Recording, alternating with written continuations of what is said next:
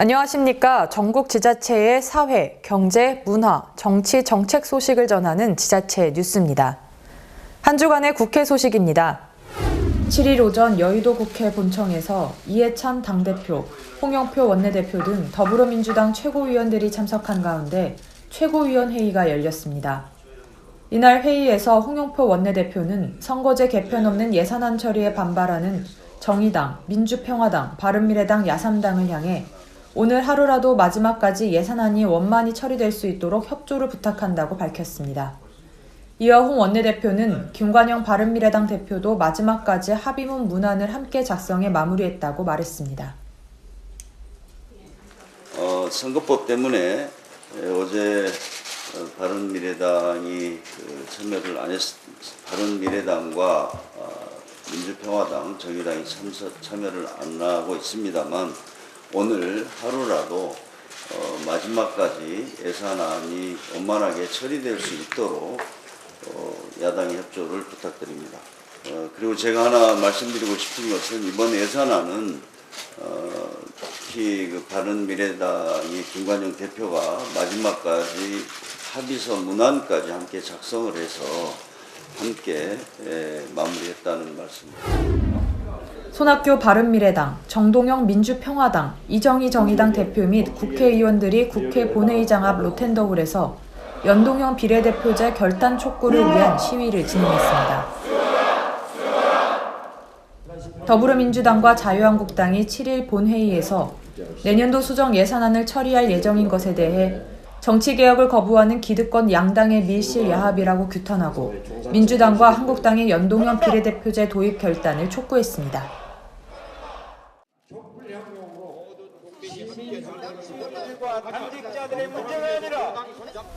더불어민주당 김병관 의원을 비롯해 여야 의원 10명과 한국정책학회가 공동으로 개최하고 성남시, 청주시, 전주시, 성남시의회가 후원한 자치분권 강화를 위한 대도시 특례 지정기준 제언 포럼이 4일 오전 국회의원회관 제2세미나실에서 100여 명이 참석해 성황리에 개최됐습니다. 김태년 더불어민주당 정책위의장은 진정한 지방자치분권은 지역 간 균형 발전이 병행돼야 하며 이를 위해 지역별 거점 역할이 가능한 특례시가 확대된다면 우리나라의 지방분권은 더욱 힘을 받게 될 것이다라고 설명하며 오늘 포럼에서 제기된 다양한 의견들을 수렴해 정부의 적극적인 대책 마련을 촉구하겠다고 강조했습니다. 대도시를 중심으로 한 기초자치단체의 분권, 또 특례 강화에는 다소간의 미흡한 점도 있습니다. 그래서 대도시 특례 기준 확대를 위한 자치분권 시즌 2 이걸 준비해 가야 되는데요. 대도시의 다양한 행정지표와 도시 특성 등을 종합적으로 고려하고 또 국토의 균형 발전 등을 감안해서 대도시 분권 강화와 특례 기준의 새로운 토론을 통해서 나온 좋은 의견들을 잘 참고해서 정책을 만드는데 최선을 다하도록 하겠습니다. 자유한국당 김성태 원내대표는 4일 국회에서 열린 원내대책회의에서 조국 민정수석 지키기에 나선 민주당을 비난했습니다. 특히 이해찬 대표가 야당이 제기한 조국 민정수석의 경질을 정치적 행위라고 일축한 것과 관련해 하라는 내부 단속은 안 하고 자기 정치에만 여념이 없는 조국 민정수석 감싸고 도는 것이야말로 정치적 행위라고 반박했습니다. 민주당 이해찬 대표가 어제 야당이 조국 민정수석의 경질을 요구하는 것은 정치적인 행위라고 말했습니다. 하라는 내부 단속은 안 하고 자기 정치에만 여념이 없는 조국 민정수석을 감싸고 도는 것이야말로 정치적 행위라는 점을 말씀드리지 않을 수 없습니다. 문제가 된 특별감찰반 직원이 처세를 잘못한 행위일 뿐 엄주운전도 북형도 개인적 일탈이라는 이해찬 대표죠. 도대체 이 정권에는 개인적 일탈이 왜 그렇게 많은지 사람을 쓰시려거든 일탈을 하지 않는 개인을 잘 선별해서 쓰시라는 말씀도 드리지 않을 수 없습니다. 수도권 소식입니다. 지난 3일 서울 마포구 아현 이동 재건축구역 철거민 박모 씨가 한강에 투신해 숨진 사건과 관련해서 시민단체가 사회적 타살이라고 비판했습니다. 빈민해방실천연대와 용산참사 진상규명위원회는 5일 오후 서울 마포구청 앞에서 기자회견을 열고 박 씨는 용역의 폭력적인 강제집행으로 거주지를 잃었다며 이를 관리감독하는 마포구청 등의 1차적 책임이 있다고 주장했습니다. 이들 단체는 박 씨는 지난 9월 강제집행 이후 3개월 이상 빈집을 전전하다 지난달 30일 기거하던 공간마저 강제집행 당한 이후 추위에 떨다 결국 극단적 선택을 했다며 재건축구역은 재개발구역과 달리 철거민 이주대책 관련법이 전무해 정부기관이 대책을 내놓아야 한다고 촉구했습니다. 이제 우리 동지들 이거 촉구하지 맙시다. 고생합시다. 그래서 최소한 살려고 임대주택 하나 받으려고 죽을 아닌 이 현실, 이 나라 현실 깨부십시다. 이날 기자회견에서 공개된 박 씨의 유서에는 강제집행으로 모두 뺏기고 쫓겨나 이 가방 하나가 전부라며 3일간 추운 겨울을 길에서 보냈고 내일이 오는 것이 두려워 극단적 선택을 하지만 어머니에게는 임대아파트를 들여 저와 같지 않게 해달라는 내용이 담겨 있었습니다. 하루아침에 집을 잃은 모자는 다른 철거민들과 빈집을 전전하며 생활했고 재건축조합은 8월부터 철거를 시작해 24차례 강제집행을 강행했습니다. 모자와 주민들은 집을 비우면 언제 용역들이 강제집행을 할지 모른다는 불안감 때문에 철거민들은 빈집에 흩어져 생활했습니다. 박 씨는 일자리도 구할 수 없었고 3달가량 이어진 빈집살이는 지난달 30일 강제집행되면서 마지막이 됐습니다. 박 씨가 편의점 앞에서 어머니를 만나 어머니는 추우니까 근처 찜질방에 가 있으라며 5만 원을 건네준 것이 두 사람의 마지막 만남이었습니다. 서울 마포경찰서는 4일 오전 양화대교와 성산대교 사이에서 숨진 박 씨를 발견했다고 5일 밝혔습니다. 종로 아이들의 극장에서 종로구립 소년소녀 합창단의 첫 정기연주회가 열렸습니다. 종로구립 소년소녀 합창단은 유니세프 아동친화도시 종로구가 지난해 12월 아동정서 함양과 지역문화 활성화를 위해 창단됐으며 그동안 지역을 대표하는 각종 문화예술 행사에서 활동을 펼쳐왔습니다. 이번 첫 정기연주회에서는 소년소녀 합창단의 무대와 함께 국악 앙상블과 테너 앙상블 등 특별 무대도 함께 펼쳐져 큰 호응을 얻었습니다. 성동구는 주민 삶에 도움이 되는 생활 밀착형 사업을 추진하고 있는데요. 이번 주는 전국 지자체 최초로 시행하고 있는 효사랑 주치의 사업을 중심으로 준비했습니다. 자세한 내용 보도합니다. 평균 수명이 늘어나고 본격적인 고령 사회에 진입하면서 어르신 1인당 진료비 역시 증가함에 따라 성동구는 지난해부터 성동 효사랑 주치의 사업을 시작해 추진하고 있습니다. 이는 지역 내 75세 이상 가정을 직접 방문해 어르신의 건강평가 및 관리, 의료비 지원, 치매, 우울평가 등을 실시하는 가정방문 건강관리 프로그램으로 대상자별 요구에 따라 건강, 복지, 돌봄 서비스를 원스톱으로 연계해 제공하는 서비스입니다. 고마운 건 말할 수도 없고 이렇게 와서 해주고 그러니까 정말 고맙고 말할 수 없죠. 뭐. 이렇게 선생님들이 와서 해주니까 이제 금방 낫겠죠. 이제. 예. 든든하시겠어요. 성동구는 지난해 9월을 시작으로 현재까지 관내 75세 이상 어르신의 26.4%를 직접 찾아가 건강 서비스를 제공했으며 방문 서비스에 대한 만족도 역시 95% 이상으로 이용자들의 높은 호응을 얻었습니다. 북한산 우이동 계곡은 18세기 중엽부터 우이구곡으로 불리는 등 수려한 경관을 자랑해 왔는데요.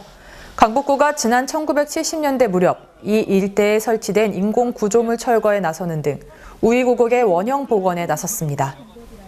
그냥 형식적으로 복원하는 것뿐만 아니라 앞으로 그런 과거의 그런 스토리가 다시 살아나고 또 우리 강북 구민들, 서울 시민들, 아니 대한민국 국민 모두가 이걸 즐기고 함께 향유할 수 있는 그런 좋은 공간으로 거듭났으면 좋겠습니다. 우이구곡은 18세기 중엽 조선 정조대왕 시절 풍산 홍씨 가문의 홍양호 선생의 우이동 일대를 아름답게 조성한 뒤 우이동 계곡을 구곡으로 명명하는 과정에서 붙여진 이름입니다. 강북구는 우이구곡 가운데 가장 으뜸으로 손꼽히는 제1공 만경포개 정비를 위해 구비와 시비 등 10억 원의 예산을 들여 내년 4월까지 공사를 마친다는 방침입니다. 서울 시민이, 대한민국 국민이 대한민국 최고의 산, 북한산, 삼각산에 와서 구곡문화를 제대로 맛보면 우리나라의 문화가 이런 대단한 문화가 있었구나 이렇게 생각을 하실 겁니다. 겨울철 필수품인 가정용 보일러가 대기오염물질인 질소산화물 배출 주범이라는 것 알고 계십니까? 친환경 전옥수 보일러로 바꾸면 미세먼지로 인한 대기오염을 줄일 수 있다고 하는데요. 경기도가 전옥수 보일러 설치를 지원하고 있습니다. 친환경 보일러로 알려진 전옥수 보일러입니다. 연소할 때 화염 온도와 연소가스 체류 시간을 조절해 대기 오염물질로 알려진 질소산화물을 줄일 수 있습니다. 일반 보일러와 비교하면 질소산화물 발생량이 80% 정도 적습니다. 게다가 열 효율이 높아 연간 난방비가 13만 원가량 절약됩니다. 경도는 미세먼지 저감 대책의 하나로 가정용 전옥수 보일러 설치를 지원하고 있습니다. 올해 들어 지난 10월까지 4,390대를 보급했고 올 연말까지 2,670대를 추가 지원할 계획. 가정용 일반 보일러를 전옥수 보일러로 교체하려는 도민을 대상으로 가구당 16만 원을 지원합니다. 기초생활수급자나 차상위 계층, 임대주택 거주자는 우선 지원받을 수 있고 세입자나 주택 소유자일 경우 전용 면적이 작은 순으로 지원됩니다. 저희는 적극 발굴해서 한 가정이라도 더 설치할 수 있도록 그래서 대기 환경은 개선을 할 수 있도록 이렇게 추진해 나갈 것입니다. 보일러 대리점을 통해 전옥수 보일러를 교체한 후 해당 시청 환경부서에 신청하면 교체 비용을 받을 수 있습니다. 경기추TV 최창순입니다. 의왕시는 의왕국민체육센터에서 2017년 노인 일자리 및 사회활동 지원사업 연합 종결식을 가졌습니다. 이번 종결식은 의왕시 노인 일자리 수행기관인 사랑채 노인복지관, 아름채 노인복지관 등 4개 수행기관의 업무 협력 관계를 지속 발전시키기 위해 연합 행사로 추진됐습니다. 이날 행사에는 850여 명의 노인 일자리 참여 어르신들이 참석한 가운데 2018년도 노인 일자리 사업 성과 보고와 우수 참여자 수요처에 대한 시상식이 진행됐습니다. 부천시가 경찰서와 함께 공중화장실 불법 촬영 카메라 점검에 나섰습니다. 부천시가 경찰서와 함께 공중화장실 불법 촬영 카메라 점검 활동에 나섰습니다. 최근 공중화장실 불법 촬영 범죄가 사회적 문제로 떠올라 시민의 불안이 높아진 것에 대응한 건데요. 관내 446개소 화장실을 대상으로 점검을 시행했습니다. 전파 탐지기로 설치 의심구역을 탐색하고 의심구역은 렌즈 탐지기로 정밀 탐색했는데요. 점검 후엔 안심 스티커를 부착해 안심 화장실임을 표시했습니다. 또 불법 촬영기기 설치 가능성이 있는 벽체 구멍에는 실리콘 등을 발라 환경을 개선했습니다. 부천시는 이번 활동을 시작으로 상시적 불법 촬영 카메라 점검에 나설 계획입니다. 성남시는 질 좋은 프로그램을 통해 학생들의 다양한 성장을 지원하고 학부모의 사교육비 부담을 덜어주기 위해 성남형 교육을 진행하고 있는데요. 올해 145억 원을 투입해 초중고 특수학교를 대상으로 시행한 성남형 교육의 운영 성과를 발표하고 우수 사례를 공유하는 자리를 만들었습니다. 성남시는 27일 시청 온누리에서 관내 156개 학교의 교장, 교사, 학교 운영위원, 학부모 등 600여 명이 참석한 가운데 성남형 교육, 소통과 나눔의 날 행사를 열고 한 해를 되돌아보는 시간을 가졌습니다. 은수미 성남시장은 학생들이 스스로를 소중하게 느끼고 자신감을 가지는 것이 중요하다면서 앞으로도 성남형 교육을 통해 아이들의 꿈과 희망을 적극 지원하겠다고 인사말을 전했습니다. 성남형 교육 사례 나눔에서는 학생과 교사, 학부모가 각각의 입장에서 성남형 교육의 적용 사례를 발표했습니다.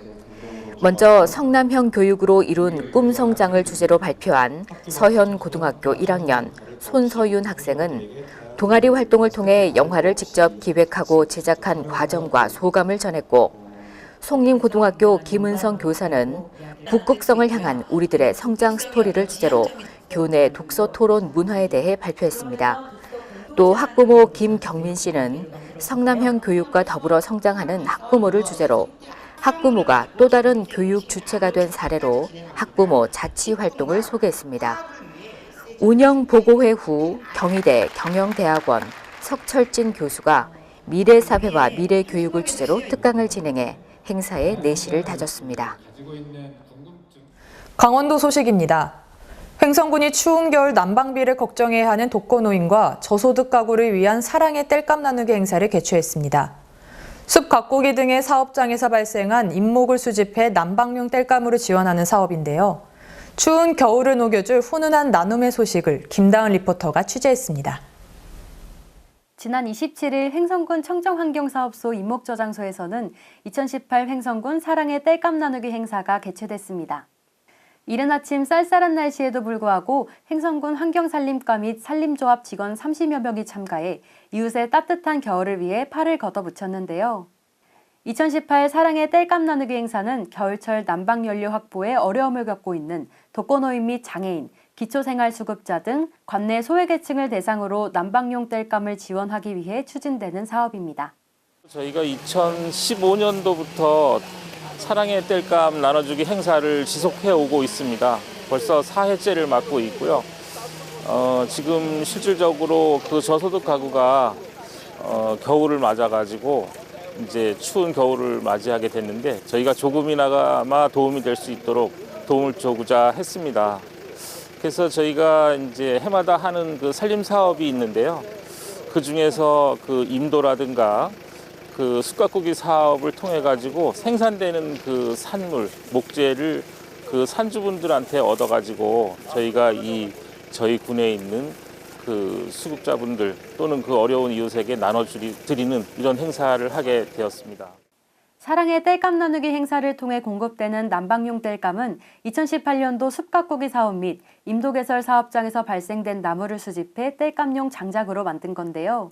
2015년부터 매년 땔감 나누기 행사를 추진하고 있는 횡성군은 올해 역시 50톤의 땔감을 확보하고 각 읍면사무소에서 신청을 받아 모두 18세대의 지원 대상자를 선정했습니다.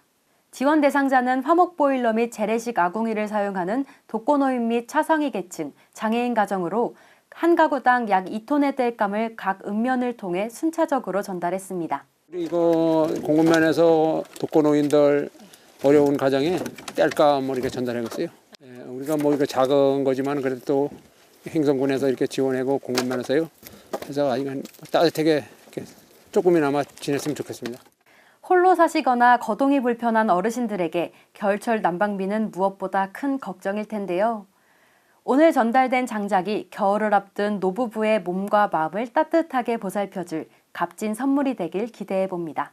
잘 떼고 참 이거 뭐 감지덕지하고 말도 못하겠어요. 너무 반갑고 고맙습니다. 이제 늙은 말년에 참 복 터졌네요. 참말로. 이런 나무도 처음 보는 거예요. 이렇게 좋은 나무를 처음 보고 이렇게 하니까 너무너무 따뜻하게 지내겠습니다. 감사합니다. 너무 감사합니다. 사랑의 땔감 나누기 행사는 산림산업 후 발생되는 부산물을 재활용함으로써 저소득층의 난방비 절약은 물론이고 저탄소 녹색 성장에도 기여하고 있습니다. HSTV 김다은입니다. 강릉시가 추진하고 있는 사업들이 대외적으로 높은 평가를 받으면서 잇따라 수상에 화제를 얻고 있습니다. 도내 18개 시군을 대상으로 한 민원 행정 분야 종합평가에서 강릉시가 최우수 기관으로 선정됐습니다. 민원 처리 사전 예고제와 문자 알림이 서비스 등 민원의 편의를 위한 시책과 민원인이 여러 부서를 찾아다니는 불편이 없도록 전국 최초로 법정 민원의 접수 창구를 확대 운영해 행정안전부 제도 개선 과제로 채택된 것이 호평을 얻었습니다. 이와 함께 강릉시 보건소는 질병관리본부가 주관한 감염병 관리사업 컨퍼런스에서 실제 사례로 본 다수 원인 불명의 호흡기 감염병의 역학조사 및 방역대책이란 주제로 제출한 학술 포스터가 우수 학술 포스터상을 수상했습니다. 추운 날씨마저 모두 잊을 만큼 즐거운 평창 송어축제가 한 달도 채 남지 않았습니다. 먼저 평창 송어 종합공연 체험장 개장식이 펼쳐져 기대를 더했다고 하는데요. 시민 리포터입니다. 지난 30일 겨울의 대표 축제인 송어축제가 펼쳐지는 평창군 진부면에서 평창 송어 종합공연 체험장 개장식이 진행됐습니다. 이날 개장식에는 한왕기 평창군수를 비롯한 기관, 사회단체장, 주민 등 총 400여 명이 참석했습니다. 평창 눈전평 농악보존회 농사놀이 공연을 시작으로 열리는 개장식은 화려한 테이프 커팅과 함께 본격적인 출발을 알렸습니다. 저희 지역 평창 같은 경우에는 지역 주민의 문화예술 활동을 향유할 수 있는 공간이 극히 부족하기도 하였고 2018 평창 동계올림픽을 계기로 해서 이런 공연장과 이런 문화예술 공간을 확충을 해서 지역 주민들에게 문화예술을 향유할 수 있는 공간을 조성하기로 되었습니다. 2014년 착공된 평창 송어 종합공연 체험장은 지난해 겨울 공사 현장에 화재가 나는 등의 우여곡절을 겪고 최근 완공됐습니다.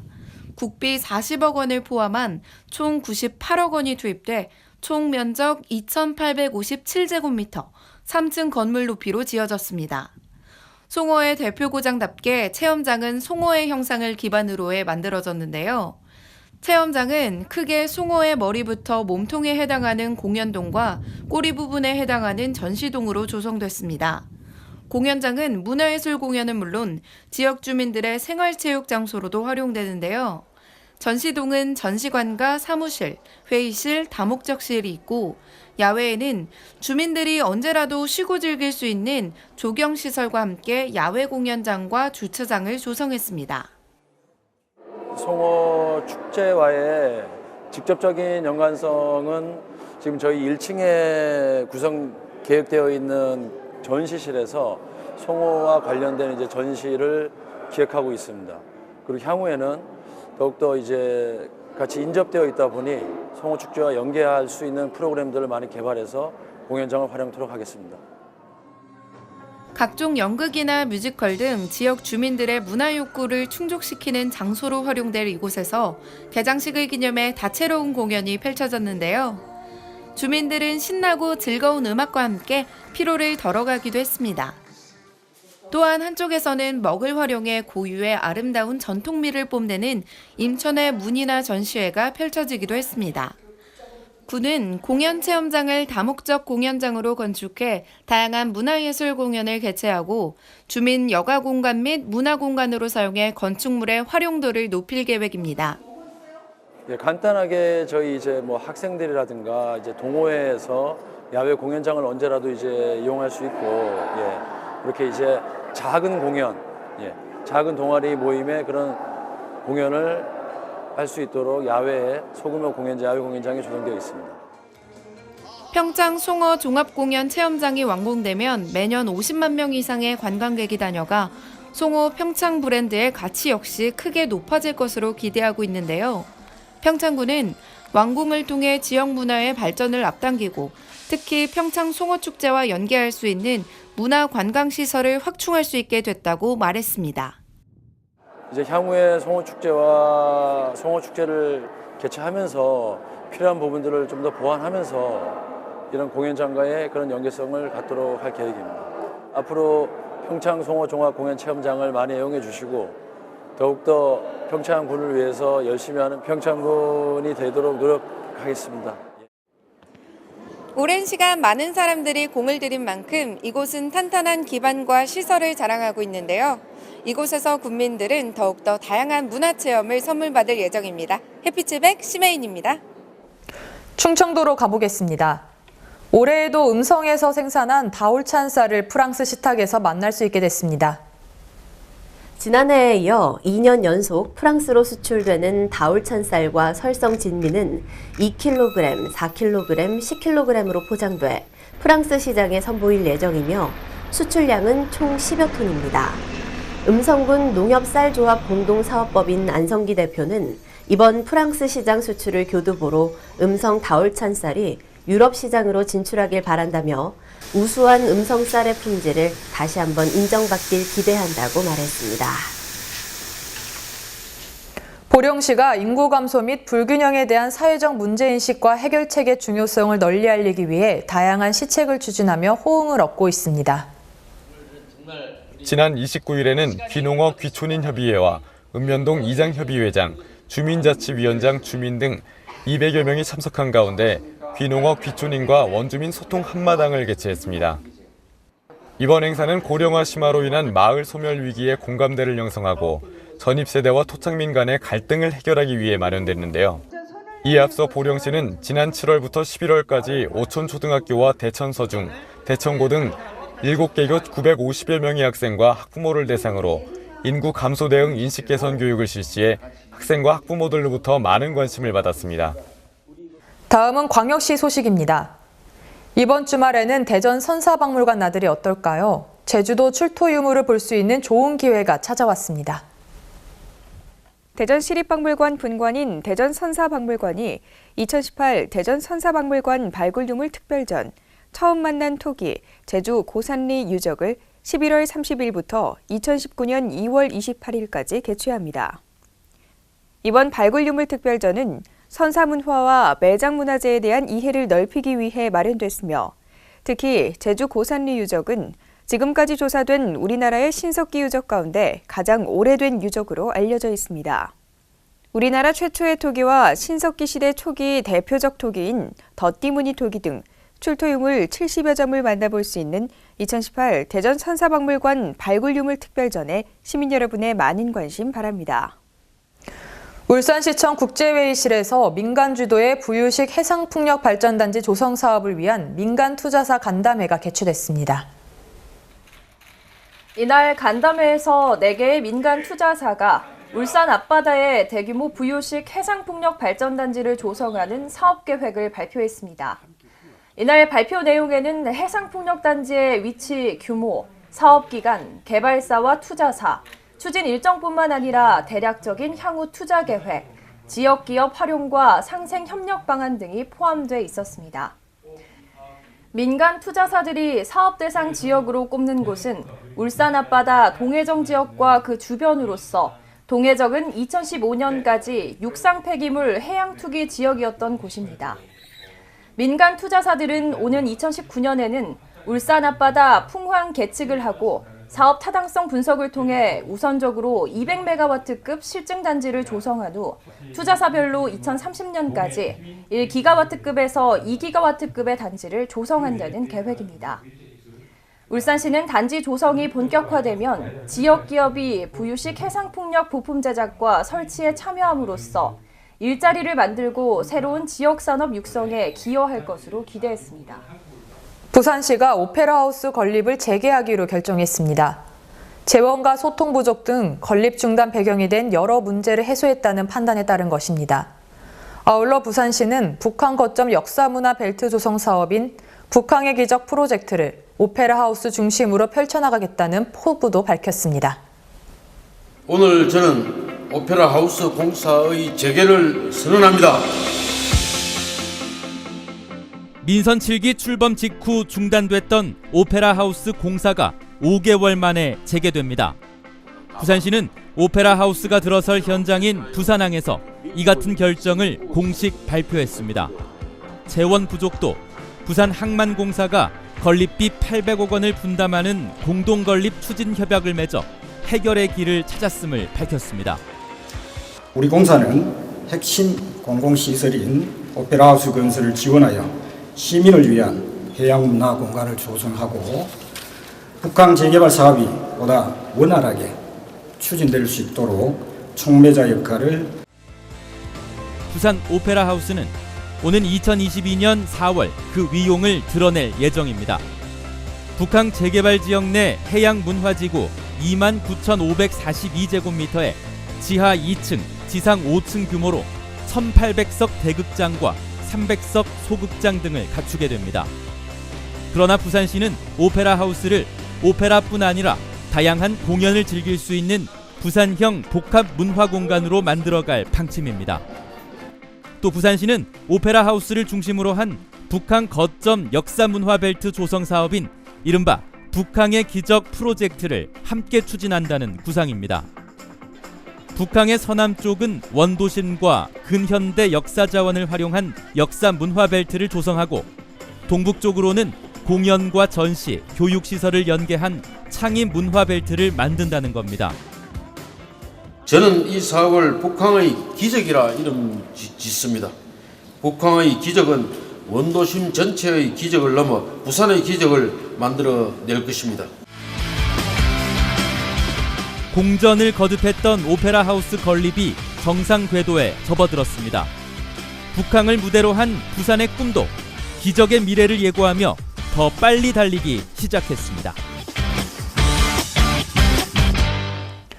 시민 중심의 창조적 도시 문화를 확산하기 위한 창조도시 글로벌 포럼이 열렸습니다. 다양성과 포용성을 위한 열린 대구를 주제로 저성장 시대, 4차 산업혁명 등 급변하는 글로벌 시대 다양성과 포용성의 관점에서 미래지향적 도시의 역할에 대해 발제와 토론이 있었습니다. 오전 기조 강연에서는 동북아 평화 공동체와 한일 관계에 대한 새로운 시각을 주제로 일본 최고의 역사가인 와다 하루키 도쿄대 명예교수의 발표가 진행됐습니다. 또 다양성과 포용성의 관점에서 대구가 가진 역사적 DNA와 새로운 도전을 주제로 김태일 영남대 교수가 발표했고, 토론에서는 시대적 변화에 따른 지역의 역할에 대해 의견을 나눴습니다.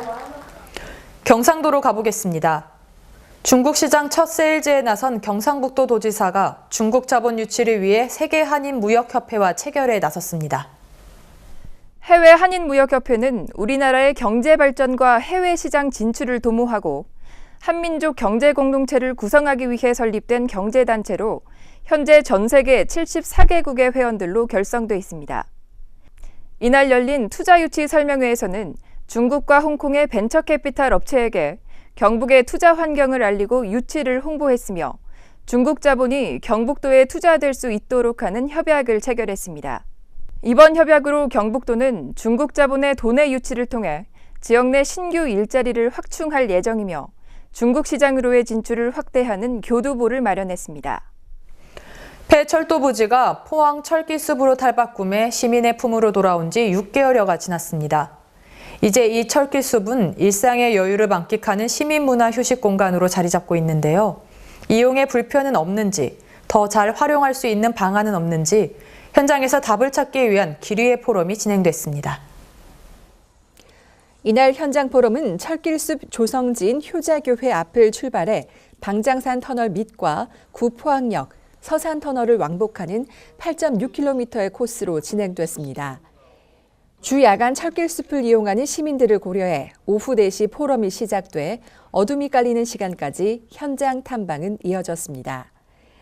특히 이날 포럼에서는 철길숲 이용의 불편함을 최소화하고 안전사고 예방을 위한 시설 점검에 중점을 두는 한편 철길숲의 탄력적인 운용을 위한 새로운 아이템 발굴 방안, 침체된 원도심에 녹색 활력을 불어넣기 위한 연계 사업 등이 논의됐습니다. 포럼에 함께한 이강덕 시장은 포항 철길숲은 도심과 인접하고 있어 지역 재생과 커뮤니티, 지역 경제 활성화에 많은 기여를 할 수 있다며 시민의 공감대 속에 더 나은 활용 방안을 모색해 줄 것을 당부했습니다. 포항 철길숲은 지난 2015년 KTX 포항 직결선 개통으로 발생한 철도 유휴 부지를 효율적으로 활용하기 위해 폐철도 부지를 시민 친화 공간으로 조성한 공간 재생 사업으로 지난 5월 개방했으며 우리시의 대표적인 문화 휴식 공간으로 자리 잡고 있습니다. 안동 봉정사를 포함한 7개 산사에서 유네스코 세계유산 등재를 기념하는 기념식이 열렸습니다. 대한민국의 13번째 세계유산입니다. 산사 한국의 산지승원 유네스코 세계유산 등재 기념식에서 세계유산 인증서가 전달됐습니다. 유네스코는 안동 봉정사를 비롯해 통도사와 부석사 등 7개 사찰이 신앙과 수도, 생활 기능을 모두 갖춘 종합승원으로서의 가치가 높다며 지난 6월 세계유산 등재를 확정했습니다.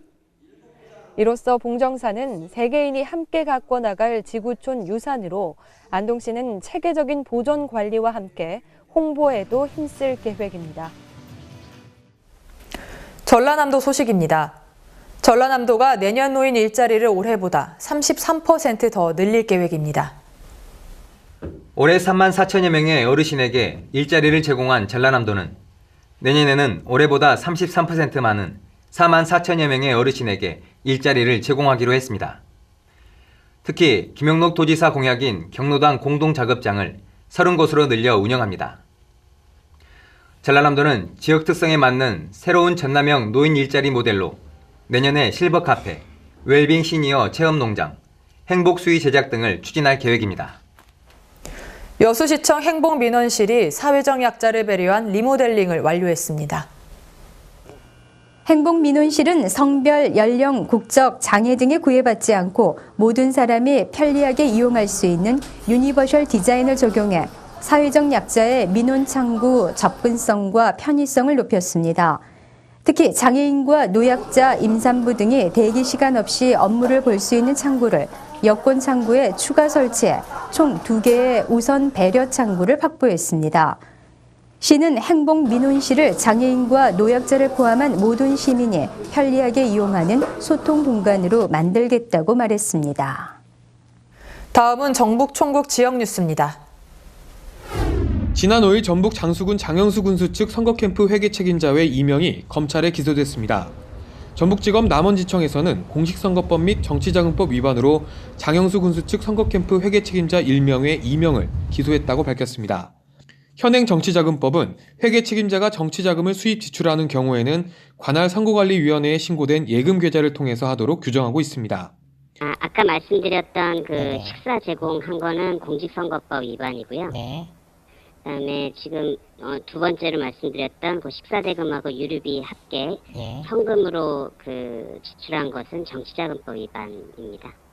이러한 문제에 대해 장영수 군수 측은 우선 상황을 지켜봐야 한다며 공식적인 답변을 보류하고 있습니다. 제가 봤을 때는 거절하는 게 나을 것 같아요. 일단은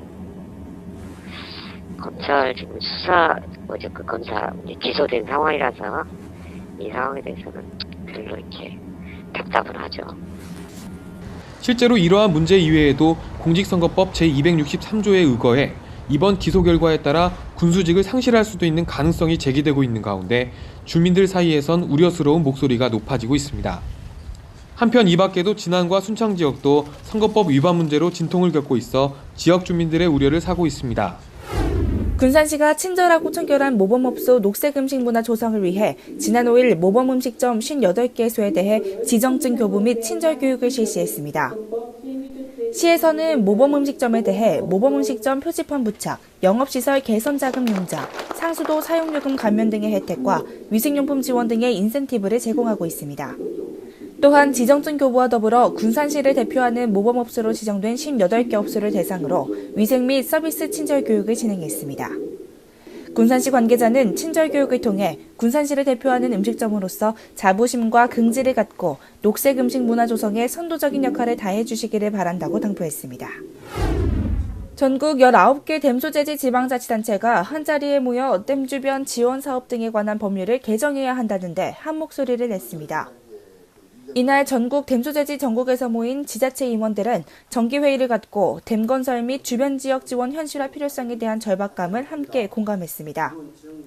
또한 지난 5월 임시회의를 열어 댐 주변 지역 지원 사업의 원활한 추진을 위해 댐 건설 및 주변 지역 지원 등에 관한 법률 개정 촉구를 위한 설명서를 발표한 데 따른 후속 조치 방안 등도 심도 깊게 논의됐습니다. 댐 주변 지역의 지원 사업이 원활하게 추진되기 위해서는 댐 건설 및 주변 지역 등에 관한 법률이 조속하게 개정돼야 하겠습니다. 그래서 앞으로 그것을 그 국회라든지 관계기관에 적극적으로 건의되도록 최선을 다하도록 오늘 협의를 마쳤습니다. 이날 심군수는 협의회 회장으로서 회원 시군구의 댐 건설 주변 지역 지원 사업비가 형평성 있게 해당 지방자치단체에 배정되도록 지속적으로 노력하겠다며 전국 댐 소재지 주민들이 많은 혜택을 받을 수 있도록 생활환경 개선 및 소득 증대 차원에서 상실감 해소를 위해 노력을 아끼지 않겠다고 강조했습니다. 지금까지 전북에서 지방자치TV였습니다. 요즘은 미세먼지로 인해 잿빛으로 변한 뿌연 하늘을 자주 볼 수 있습니다. 쌀쌀하고 건조한 요즘 날씨에 미세먼지까지 심각해짐에 따라 외출 전 미세먼지 발생 유무를 체크해 외출 시에는 마스크를 꼭 착용하셔야겠습니다. 항상 유익한 소식만을 전하는 지자체 뉴스였습니다. 이상으로 뉴스를 마칩니다. 시청해주셔서 감사합니다.